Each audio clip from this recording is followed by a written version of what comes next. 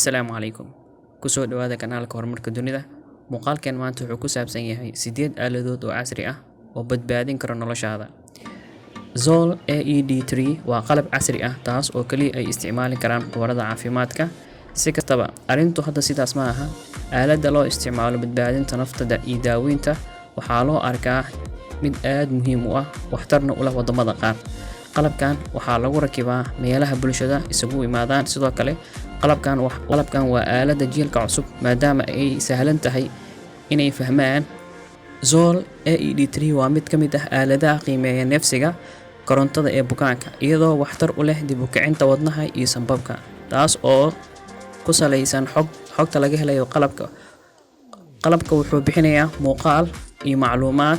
Qalabkan ayaa sidoo kale ka caawin doona inaad la xiriirto xirfadlayaal caafimaad si aad u hesho la talin dhaqso ah. Sidaa awgeed, qalabkan casriga ah oo gacanta lagu hayo waa ay fududahay in gargaar degdeg ah la gaarsiiyo lana badbaadiyo qofkaas. Intaa ka sii badan, qofka wuxuu la qabsan karaa isticmaalka adeegan, taas oo badbaadin karta waqtiyada xasaasiga.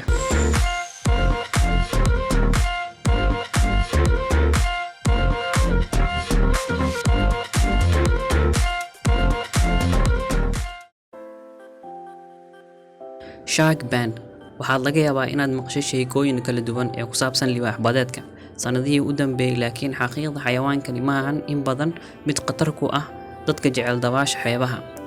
Marka loo eego xisaabin, fursadaha ku dhimashada weerar libaax badeed waa mid iska yar, hase yeeshee ku dhawaad 3,000 oo qof ayaa ku dhinteen kadib markii weerar uu ku soo qaaday libaax badeed, taasoo macnaheedu yahay ma jiro qof 100% ammaan ah. Laakiin hadda waxaad iibsan kartaa qalabka Shark Band. Qalabkan wuxuu kuu ogolaanayaa inaad dareento badbaado iyo xasilooni markaad dabaalanayso adiga oo aan gadaal eegin 5 daqiiqo kasta.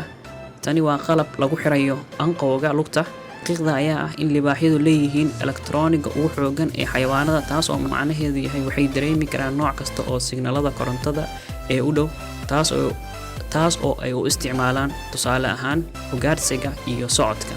Sidaa darteed, shirkadda Shark Band waxay samaysay qalabkan elektromagnetiga ku hareeraysan, taas oo burinaya libaax badeedka, laakiin wax yeelo uma geysanayo xayawaanka marka laga reebo inuu buriyo maahane. Marka labadiinuba sidaas ayaad ku kala badbaadaysaan. Waxaa xusid mudan in naqshadaynta aaladan ay tahay gaar. Qalabkan waxaa la iibiyaa $84.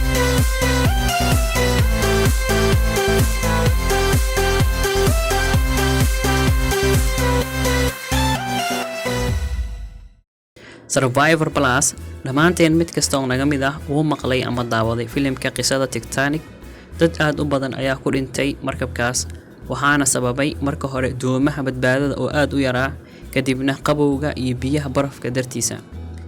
Marka haddii Titanic uu ku dhici lahaa baraf maanta, rakaabkeeda wax dhibaato ah kama soo gaarteen. Mahadaas waxaa iska leh nidaamka badbaadinta gaarka ah sida midkan aad ku aragto shaashadda hadda. Waxay u muuqataa jaakada badbaadada ee caadiga ah. Waxay ka dhigan tahay mid isku dhigan oo aan u baahnayn space badan. Marka qofka xiran jaakada uu ku dhaco biyaha, waxay si automatic ah u bilaabmaysaa inay kala baxdo. Waxayna leedahay laba saameyn. Marka hore, jaakada qofka ku haynaya biyaha korkiisa si uusan u quusin. Marka labaad, jaakada ayaa kala furmaysa. Waad korfooli kartaa gudaha si aad uga fogaato taabashada biyaha. Naqshadayntan waxay kaa caawinaysaa inaad kaga dhuumato qabowga. Sidaa awgeeda, qofka si buuxda ayuu u badbaadayaa kuna sugi karaa gargaar halkaas.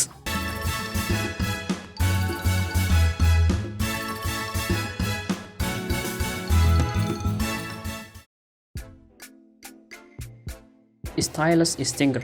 Qalabka soo socda wuxuu kuu noqon doonaa caawimaad qiimo leh haddii aad gasho shil gaari. Wax qarsoon ma ahan in isku dhaca gaari kale in badan oo ka mid ah qalabka gaariga ee gudaha in aysan shaqayn. Mararka qaar darawallada ama rakaabka si fudud gaariga uma bixi karaan. Soonka kursiga ayaa ku dhegan albaabada, kana ma furmayo, daaqadu hoos uma dhaqaaqayso. Stylus Stinger waa qalab xalin kara dhammaan dhibaatooyinkan hal mar. Qeybaha kore ee qalabkan waxaa ku jira mindi yar oo waxtar leh oo si gaar ah loogu talagalay sidoo kale mindi af yar ayaa ku qarsoon gudaha. Intaas kadib, qalabkan wuxuu jabin karaa xitaa muraayadaha adag ee gaariga, taas oo ku siinaysa fursad aad ku baxsato.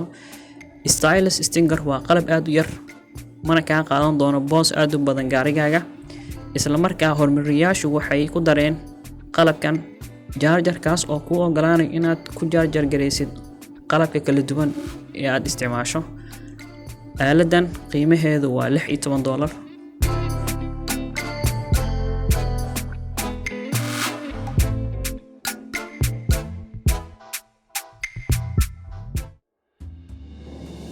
Sky Saver dabcan maahan oo kaliya dadka inay ku xirmaan gaari ama biyo ay u baahdaan caawimaad degdeg ah. mararka qaar si noloshaada u badbaadiso waa inaad ka booddaa daaqad. tani waxay dhacdaa marka uu kaco dab, dadka oo dhan ay ka bixi waayaan albaabka ama ay gali waayaan. haddaba waxaa jiro qalab lagu magacaabo Sky Saver. waxa uuna ka kooban yahay labo. midka hore waa jilaal bir ah oo derbiga lagu dhajiyo. tan labaad waa jaakad gaar ah, taas oo ay tahay inaad ku haysto daaqada agteeda haddii ay timaado xaalad degdeg ah. isticmaaluhu wuxuu u baahan yahay inuu ku dhajiyo jaakada xariga, kadib dhulka ku soo dego. xawaaraha soo degiddu waa dhaqso, laakiin dhexdhexaad waxay qaadataa ugu yaraan 2 mitir hal ilbiriqsi. miisaanka uu qaadi karo waxa uu u dhexeeyaa 30 ilaa 120 kilogaram. marka qalabkan wuxuu kuu ogolaanayaa inaad si ammaan ah ugu boodo dhismo gubanaya ama weerar dagaal lagu soo qaaday sida hotel. qalabkan waxaa loo isticmaali karaa dhowr jeer, sidaas dhammaan xubnaha qoyska mid mid ayay ugu soo bixi karaan. qalabkan waxaa la iibiyaa qiimo $1,500.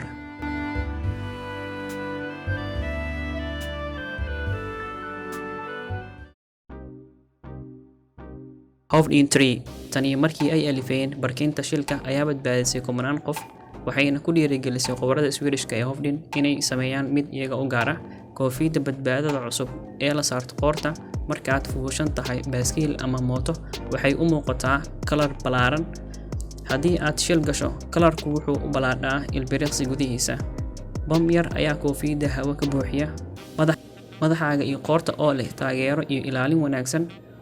horumariyaashu waxay u sameeyeen Hovden Tree inuu akhriyo dhaqdhaqaaqa 200 jeer ilbiriqsigii si uu dhaqso ugu falceliyo dhicitaan shil. qalabkan wuxuu u shaqeeyaa sida ugu wanaagsan ee ugu hortagi karo dhicitaanka. Hovden waxaa la isticmaali karaa, waxaana la iibiyaa $360.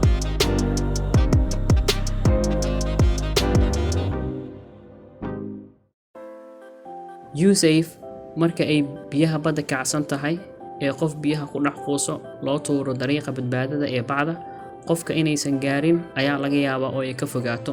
taasi waa sababta U-Safe loo alifay. waa bacda badbaadada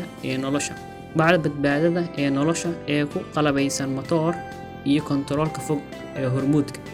habkaas ayaa lagu hagi karaa jihada qofka u baahan caawimaad.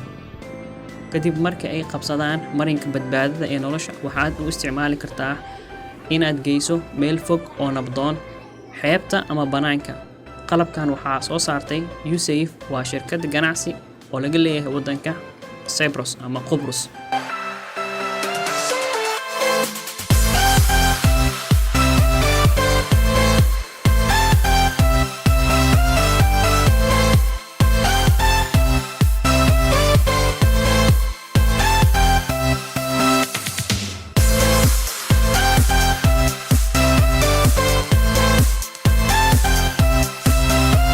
daawade waad ku mahadsan tahay daawashada muuqaalkan. fadlan si sharaf leh waxaan kaaga codsanayaa inaad channelkan subscribe saarto, asxaabtaadana la wadaagto iyo qoyskaaga. mahadsan.